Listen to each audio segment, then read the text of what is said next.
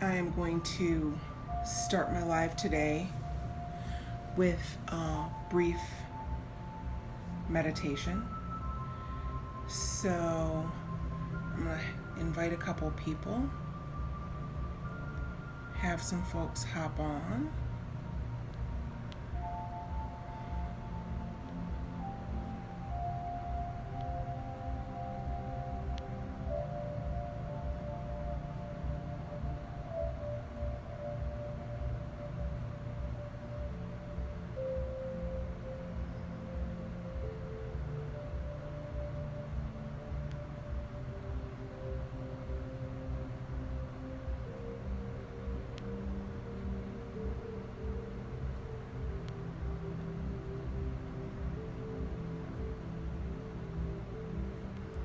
Inviting the people, or at least a few people. We'll see who shows up, and whoever shows up is supposed to be here, and whoever catches me on the replay is supposed to catch me on, whoever catches me on the replay is supposed to catch me on the replay.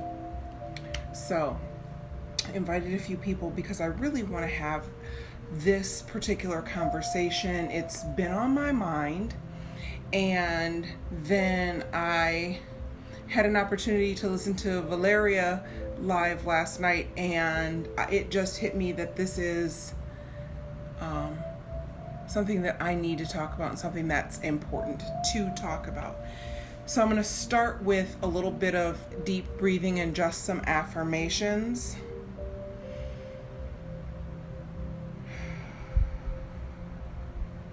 I am kind.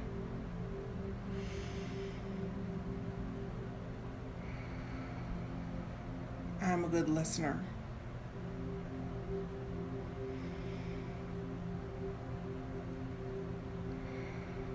I am helpful.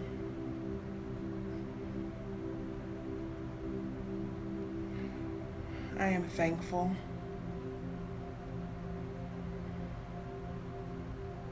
I am brave.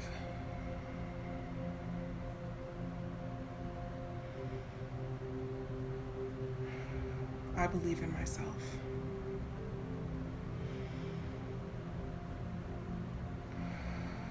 If you feel like taking a couple of deep breaths with me, please feel free to do so. Repeat those affirmations to yourself or out loud, whatever feels good to you, whatever resonates for you. So it's been on my mind, and I feel like it's really important to start having a discussion around conditioning and what conditioning actually means. There are a couple of different ways to look at conditioning, and every one of us is subject to conditioning in these ways. There is environmental conditioning. So conditioning from the people you're around, the place you live, the traditions and practices that go on around you. And then there's emotional conditioning.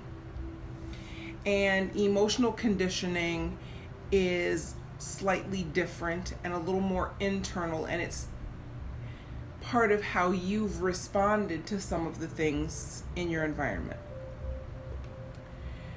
There are a lot of modalities that are available to help us begin to learn about and deconstruct the part of conditioning that has us behaving in ways that really aren't in integrity for us. And there are modes that are out there to deal with emotional conditioning. So just to start this off, I am currently in the spiral. So for those of you who know what that is, you understand immediately. For those that who don't know exactly what it is a modality that I have chosen to begin to deal with emotional conditioning, to deal with and learn to manage myself in a way where I become responsive versus reactive in situations. And that's really the fundamental shift that you learn to make when you go through the process of releasing your conditioning around automatic emotional responses that circumstances will evoke in you. I would highly encourage anyone who wants to operate in a new level of conscientiousness and a new level of awareness to explore that as a modality. I can refer you to a few folks who are a practitioner. First on the list would be Leah Steele. Then there is Jamie Shoemaker. And who else do I? And I'm just referring you to people that I know, that I have met here in the online space who do this work. And there's a name, I can see her face. And I think Vela Soul, but I can't think of her name. So once her name comes back to me, I will give that to you. So if that is a place where you are, there are modalities and ways to help you work through any conditioning you have as it pertains to emotional attachments and reactions to things. Because the place we want to be is the place in which, rather than reacting because something triggers a feeling in us, is seeing a situation, being detached from it, and then responding in the way that we're choosing to respond, rather than reacting and perhaps there's some cleanup after we've reacted. So that's one part of conditioning. The other part of conditioning you can address through a modality like human design. So I want to go back to the beginning and be clear that we are from birth conditioned. No one's born in a vacuum. So you're born as your unique being into some type of family unit. Whether it's one parent, two parents, some parents, and a grandparent, whatever it is, you are born into a situation where you are influenced by people from outside of you from day one. There's nothing wrong with it. It is absolutely positively the way that we operate, right? Along the way, we develop patterns and habits of behavior that may or may not be in alignment with us energetically, because we are conditioned through the circumstances in which we live to behave in a specific pattern or do a specific thing. And human design addresses everything from your energetic strategy and approach for decision making to helping you understand the best environment for you to live in. And there's also PHS, which is the primary health system, which really delves into the food that you eat and how your body operates at its optimal level. And so understanding those things also allow you to understand how the environment around you is conditioning you from the day that you're born. Not necessarily a bad thing or an evil thing. It's the thing that we are all presented with when we come here. But once you realize that there are things that you are doing and experiences that you are having that you don't want to have and are not part of who you are, you have to begin to deconstruct the lifetime of conditioning that you have lived with. So, as an example, and I'm going to use this example specifically because it's about me. In the primary health system, let's talk about my style of eating versus the way I was raised and how I've learned to eat and the patterns that have developed from that, and then how difficult it is to switch into something different. So I am someone who is direct. And so what that means is, for my body specifically, the way that I'm designed, the best thing that I can do to operate optimally as a physical being is to eat food that is in season, locally sourced, and minimally cooked, right? And that's not at all kind of the way that has evolved for me in my life because of my family and the way that I was raised. And my body is better equipped to tolerate very simple, repetitive foods rather than things with complex sauces and mixtures and things like that. And food, quite honestly, is a huge place for conditioning. So once I started to learn about my particular health system, it was of interest to me to learn about the health system of the other people in my household, to see what that meant for everyone. And everyone in my household has a different primary way that they should be taking in nutrition for the optimum benefit of their body. Interestingly enough, I am the only person who is impacted by what I choose to eat more than anything, where my children are all impacted by the environment in which they are when they eat. And they can eat a far larger variety and more complex things than what my body is really at its best dealing with. And so as I've delved into that and started to learn about that and try to figure that out, I have found lots and lots of ways to put blocks in my own path to getting to a place where I am honoring what my body needs in that way, right? Because the first thought is, oh my goodness, I don't even know how to do this. So then I go online and I'm looking to figure out, what foods are in season for me that are local during this time of the year. Oh my God, nothing grows in Michigan from November, December, January, and February. What am I going to do? I can't do this. I won't be. Literally, the conditioning is so strong that you start looking for ways to continue to stay in the path that you're on rather than ways to separate yourself from that and begin to do something for your body that it would really benefit from.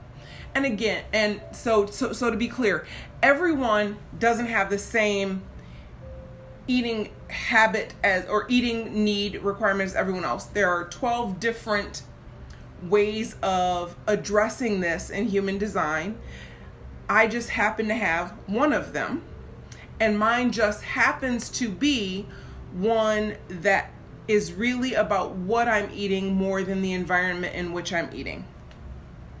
Because there are some types of conditions in human design where your environment and what's going on around you or what time of day you're eating has a lot to do with how well your body takes in and processes nutrition from the food that you eat. I am not going to get into whether or not you should be a vegan or a vegetarian or any of those kind of things. Really, the way that I've seen it addressed in human design is the encouragement of eating more real food and making sure that what you're eating is food is more of the concern, and honoring the process of your body versus being concerned with, oh, am I going to do a paleo diet? Oh, am I going to do, be vegan? Am I going to be a vegetarian? None of that is as important as understanding what your body needs to operate at its maximum and beginning to step by step implement those things in a way that are going to make a difference for you. So that's just one way of beginning to look at the way that we are conditioned from birth. Because I cook what my mother cooked. She cooked what her mother cooked. They did what they did because culturally you develop patterns and habits and traditions and ways of preparing foods, right? Every single family has whatever those things are, that if they have Christmas dinner, those are the things that are always at Christmas dinner because those are the things that have always been at Christmas dinner. Or if you're having Thanksgiving dinner, there are certain things that are there because those are the things that are always there. And we don't stop and think about whether those things are really right for us as much as we relish the comfort and the familiarity of a pattern of behavior that supports where we are. So, I am by no means telling you to throw out your holidays or throw out your traditions. I'm simply asking you to consider the opportunity to look at the places in your life where you are doing a lot of things out of habit, out of tradition, out of that's just the way that you do them, right? And give some contemplation to the fact that these are areas where we're conditioned and they may not be things we're doing that are serving our highest good. I'm just asking you to consider it.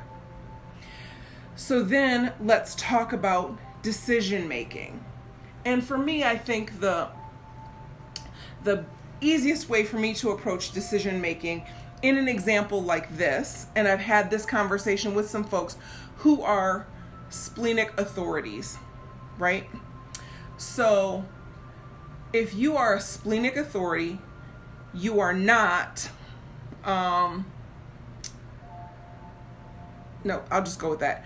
You can have a splenic authority in human design. It is a thing, right? And we won't get into all of the details about that. But when that is your authority in your decision-making process, what that means is you are a person who will get a yes or no for something immediately. Your body is reacting in an instant, and it's a feeling you get, and you need to honor and respect that feeling right now. It's the right thing for you. But we all know, growing up, you were always told to don't rush to a decision. Take your time and think about it. Consider the consequences. How could you possibly know that quickly that something is right for you? You need to make a list of the pros and cons, and you need to weigh them out. If you are someone who is a splenic authority, the fact of the matter is, you know right now, and for you to behave in a way other than your truth right now in the moment is counterintuitive to what is best for you. I am an emotional authority. The mantra for someone who is an emotional authority, and if you are, regardless of your human design type, if you have a defined emotional solar plexus, you are an emotional authority. It trumps everything else. So if you're an emotional authority, the mantra for you is there is no truth in the now. Emotional authorities are not people who should be making immediate decisions. We're just not.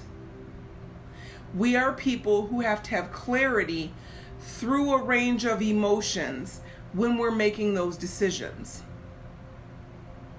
And so these are just a couple of examples that I want to talk to you about, because we get into habits and patterns of behavior, and until you can identify them and begin to address them and begin to work through them, you're going to struggle with making shifts in the way that your life goes, in the way that you operate, in the way that you meet the situations that come to you. I am an open head and an undefined ajna. And so when I say open head, that means there is nothing defined in that I am open to experience energy in the mind area in infinite number of ways, right? I am open to experiencing and receiving impulses and ideas and a myriad of things in just the most unexpected and inconsistent way. Because I'm open, it just happens in the way that it happens, and it's never the same twice, right? And so I have to know that as an undefined person, I'm going to be out there and be around and get all kinds of inspiration, and all kinds of ideas are going to come to me and they're going to sound fantastic. But I also know that I'm going to have the pressure to know some things, the pressure to think about some things, and be able to take the step back, knowing my design and understanding that while it's all there and it all feels wonderful and good and exciting, I have to follow my strategy to know what's for me. But we're conditioned in ways that are counterintuitive to how we operate in a physical sense. So hello Val, yes, sun-kissed. I have had to use a plethora of aloe vera and Pond's cold cream for some super moisturizing, because I enjoyed every moment of sun humanly possible in Florida. So yes, and I am still in prayer that this does not peel. Hello Kieran. So as we start to talk about conditioning, now that I'm home, I have organic coconut oil and I can use that. But while I was there, I ran to the store and I got what I could get to slap it on. But now that I'm home, I do have some organic coconut oil, so I will grab that tonight. Although the aloe vera felt so good after the first 2 days of me burning myself almost to a crisp. So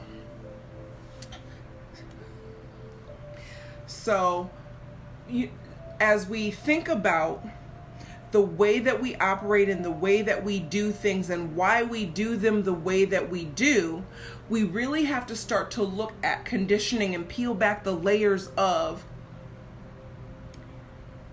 those behaviors. And so when you look at human design, you can see in your open centers the places where you are most likely to experience conditioning, because that is where you take in and amplify the energy of the people around you. It's where you take in and amplify the energy of your parents. It's where you take in and amplify the energy of the people in your community. It's understanding that that's where you take in and learn your culture, right? And none of that is bad. Absolutely nothing is wrong with it, but it's recognizing that some of that is for you and some of that you may need to let go to live in your own truth and integrity, and then learning how to do that, learning how to recognize those things and those behaviors. And so that's what I really want to give you tonight is the acknowledgement that we are all at some level conditioned.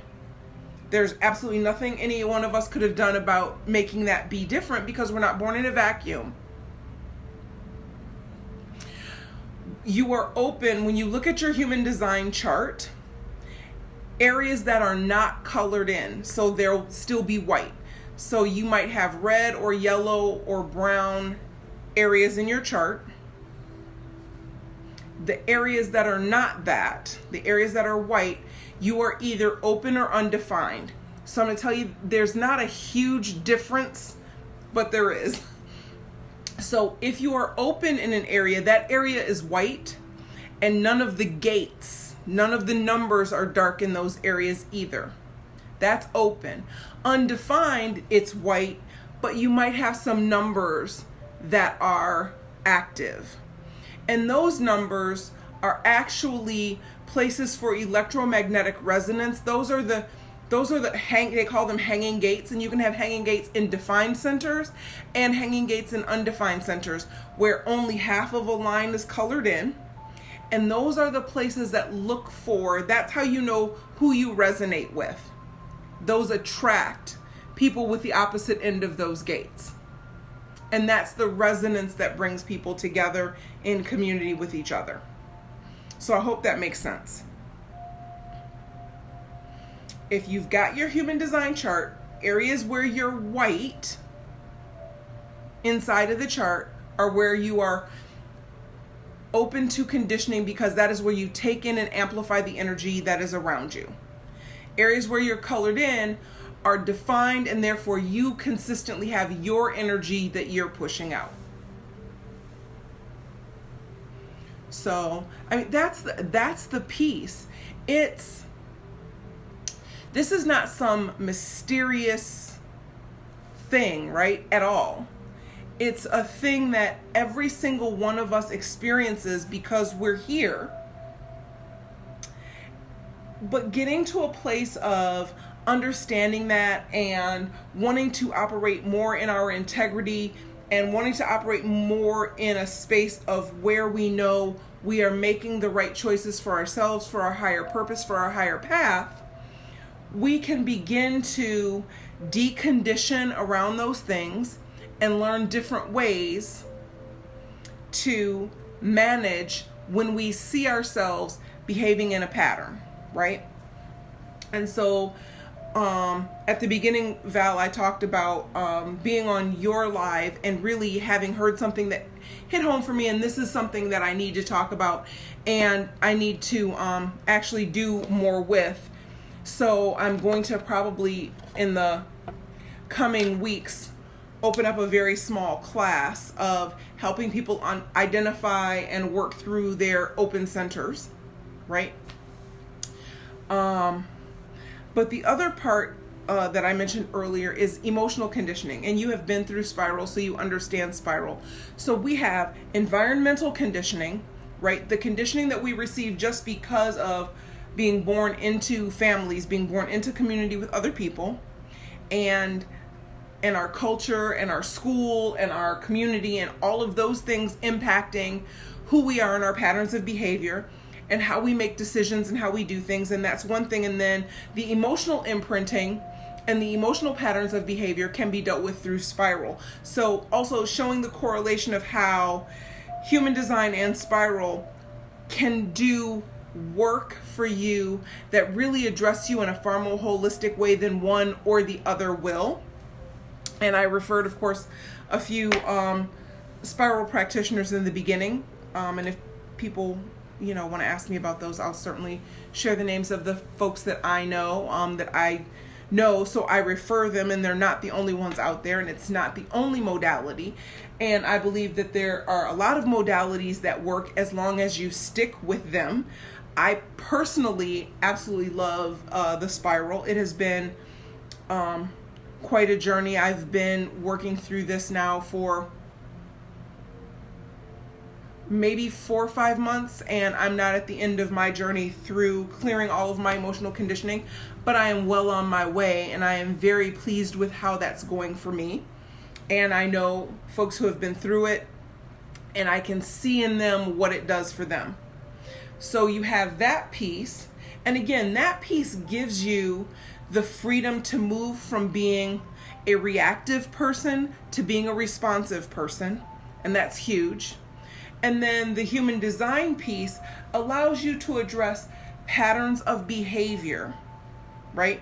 That you may or may not even recognize initially that you are engaged in, and places where you're out of integrity with how your energy is supposed to operate.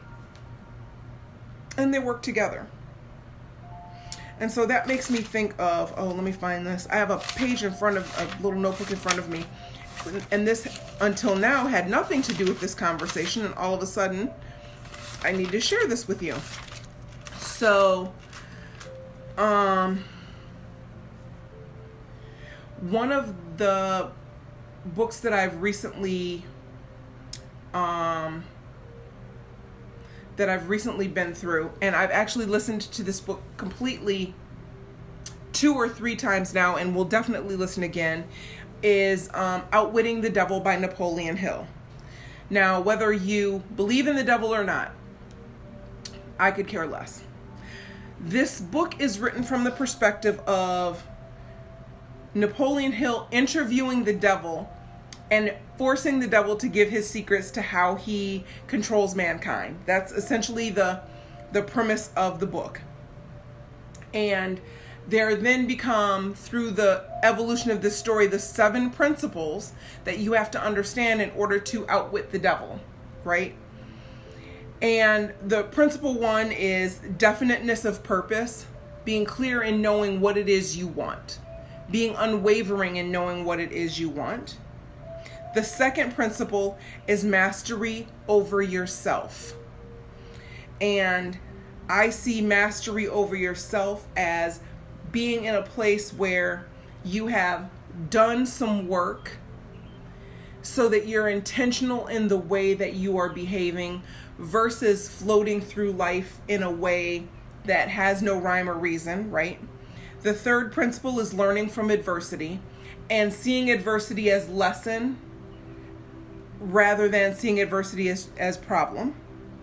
The fourth one is controlling environmental influences and your associations, surrounding yourself with like-minded people and being mindful of that.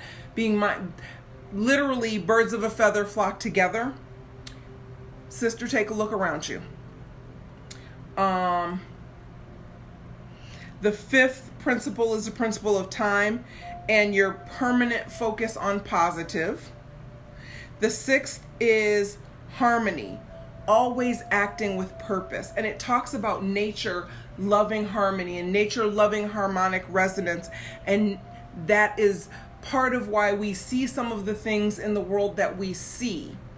We see like people grouped together because they are in harmonic resonance. And so I think about, and I'm going to use this example because it's what's coming to mind. There was a book I believe it came out in the 80s, and this is, post Brown v. Board of Education and school integration and busing and all of that stuff. And this book comes out and it's, why are all the black kids sitting together in the cafeteria? Harmonic resonance, familiarity and comfort with the resonance of the group that you're with. So as you are on your path to change your life, to do something different, be what you are called to be, you need to pay attention to the harmony of what's around you, because that is as much a part of what you're choosing as your behavior is. And then the seventh principle is caution, thinking through something before you act. So not acting willy-nilly. Again, the difference between reacting and responding. So that's for some reason something I needed to share during this live so that you would kind of hear that and see the resonance between that. How do you win at this game called life, right? You have to understand what the rules of that are. And the rules of that are pretty simple and straightforward. But we've got so much baggage to release and so many habits that we don't even recognize we have that are holding us back. And so many beliefs that we have that we don't realize we have that are holding us back because we're conditioned, because we grew up hearing those things. And what is a belief? A belief is a thought that you keep thinking. And so you believe some stuff just because you've been thinking it for a long time and it doesn't make it true. Begin to address those things. Begin to address yourself from an emotional perspective and your emotional attachment to things. Begin to address yourself from an energetic perspective and how you operate in your space and the things that you respond to and the things that you are doing. And are they really in alignment with you and your highest good, or are they things you're doing that are out of habit? And I'll go back to say, I am not telling you that it is bad. I'm telling you it just is. And when you can recognize it and take a step back and choose to do something different, you shift the dynamic, you change the game, you own your energy, your purpose, your plan, and then you start to see it changing your outer reality. So, I don't know how long I've been on talking, not a clue. I don't know if I can even see it if I do that. Nope. And I don't know what else right now I have to say.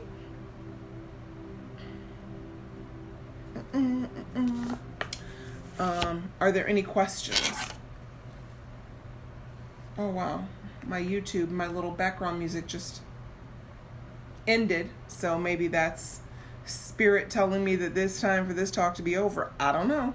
But if you have questions, hey, Kieran, yes. I'm in the spiral right now. I'm in level 4. My next clearing is level 5.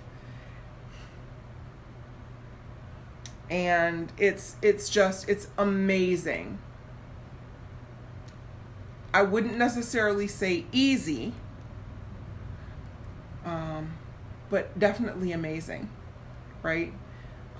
Each one of those steps has you uncovering and working through any number of things. So yeah, and the integration activities have been quite interesting.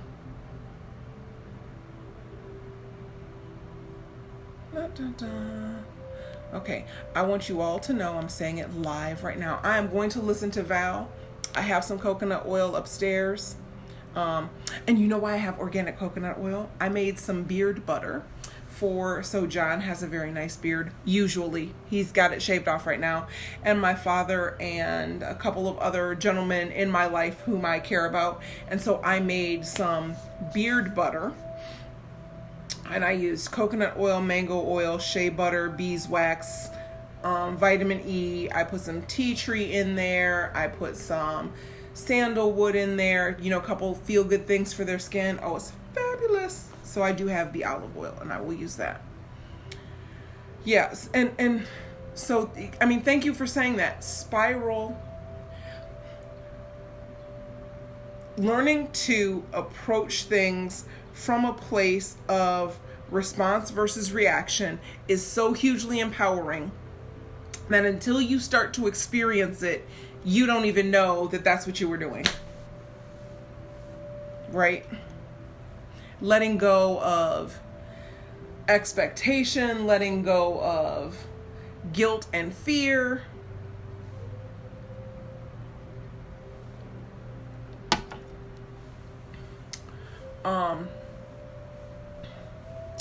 So yes, it does smell really, really, but it's gentle. Oh, and there's like a little bit of orange in there, because what I was really trying to make sure is that it didn't smell like the tea tree.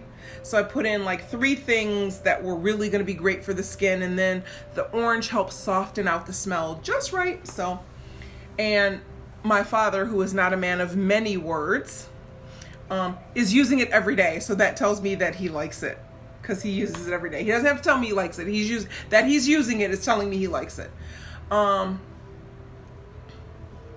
Yeah, I think, Kieran, until the end, I'm not going to know which was the hardest. You know what I mean? Because each one has presented some different challenges. But I have to say, I think that the pre-work I did before actually starting and setting the intention for the integration to be smooth was really, really helpful going in. That I was kind of a late joiner, right?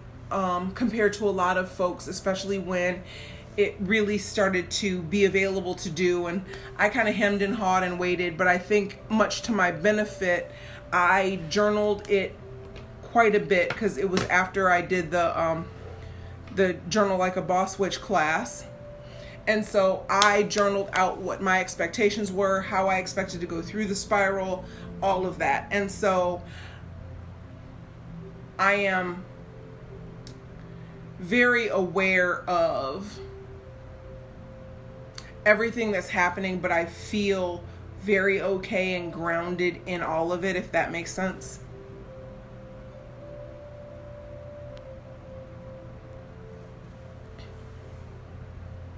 So, but again, I don't think I can make a good evaluation until I get to the end, so I'll come back and answer that later, because I don't know what to anticipate, what's coming up.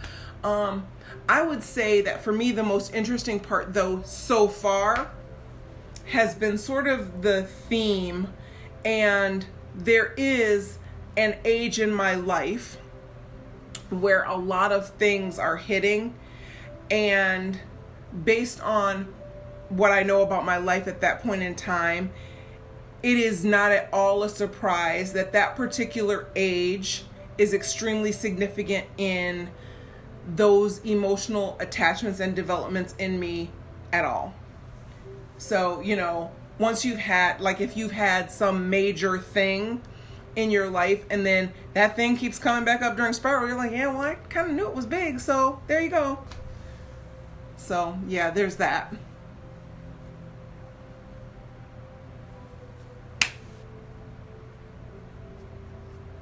If you have questions that I can answer, I am happy to, if you catch this on the replay and you have questions, I am happy to answer what I can.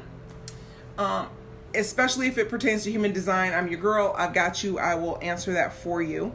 If not, I can refer you to someone who, from a spiral perspective, is going to be much more versed than I am in answering those particular questions. And I guess that's going to be about it for today. This was really good. And I hope you got something from this, because I think that, I know that I shared what I was supposed to share so that you could hear what you were supposed to hear. I am certain of that. I wish you all a wonderful, wonderful evening. Hey, Beth, you have caught me at the end. Please go back and listen. This was very much spirit-led, more than I anticipated it was. And I think it gives some really, really good perspective as we talk about conditioning and how we're conditioned, and ways to begin to deal with that. And most of us know those ways. So, thank you so much for saying that. Let me tell you, I tried to burn myself up in Florida. And so I'm getting ready to go upstairs because Valeria said I need to use my organic olive oil to keep from peeling and all of that. I was using aloe vera, and I actually went to the grocery store and bought some Pond's cold cream to like super moisturize my skin while I was in Florida. It was too big to bring home on the plane, so I threw that out before I left, but I used that for a couple of days as well. So I'm gonna go upstairs and grab that olive oil because Val said, ooh, thank you. Toasted is XNS. I love, so another thing, I am a sun worshiper. And it's probably not good for me, but that is why I've done such a good job on working on skincare my whole life, because I just knew that that was not going to be good for me. And I know coconut oil. I'm sorry I said olive oil. I know you said coconut oil, and I have the coconut oil, and I'll use the coconut oil even if I call it olive oil, I promise. So another connection I had, which I thought was amazing. I enjoyed, we went to Cocoa Beach, so I got to spend some time in the ocean, which was, a spiritual, cathartic experience. And so it was a really good time. And then we were graced, with the presence of a manatee, we think. It was big and it wasn't a dolphin. So that was really kind of awesome and amazing, being in the water and seeing the manatee kind of grace us with some, energy from the ocean. I just kept thinking about Moana, and I wanted to be able to part the oceans and see the fish on the sides of me, and it didn't work, but I thought about it. I did, because I'm goofy like that. So please, please, please, I'm going to go get the coconut oil and rub the coconut oil on, because Val said I need the coconut oil. If you are just getting here and you didn't get a chance to listen, please go back and listen. This was so good. And yes, Val, that trip was so magical for me in so many ways. And I'll talk about that on another live, right? I will. I will. Because I didn't realize what it was going to do for me until I was in the midst of it. And that was just amazing. Yes, Bonnie, a manatee, because that's what we're pretty sure it was. It was not a shark, and it was not a dolphin. So for those of us who are unexperienced in aquatic life, we believe it was a manatee.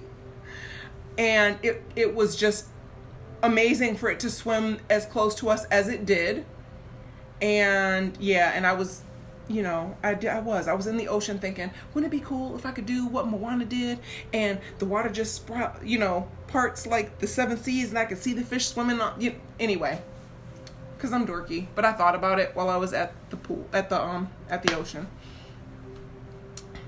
No, it was definitely not a well, I don't know, because I guess in my mind mermaids have a very human look. Or am I a mermaid? I would love to be a mermaid. I've loved water like that my whole life, so it could be a thing. It really could. So yeah, so Florida was so fantastic. I will recommend, if you're listening to this and if you ever want to go to the Orlando area, we stayed at a place called Story, Storey Lake. They have condos, they have townhomes, they have houses. It was a really nice resort, not over the top, close to everything, newer and still building. Just a great place to stay. It really was. So there's some deep breathing and some affirmations at the beginning. Go back to the beginning. Ooh, do you think Val, it hadn't occurred to me that I did that. I mean, I was out there and I was in my moment and I was enjoying it and I was honoring the creation that it was and my connection to it. But it didn't occur to me that would be why the manatee showed up. That's awesome. So it was great. It was.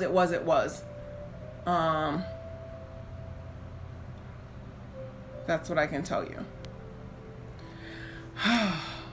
So everyone have a great evening. Please go back if you didn't hear the beginning. I really want you to hear the beginning of this. I do. You will be seeing a lot more of me. I will be talking to you all soon. And I love you all. Have a great evening. I'll talk to you.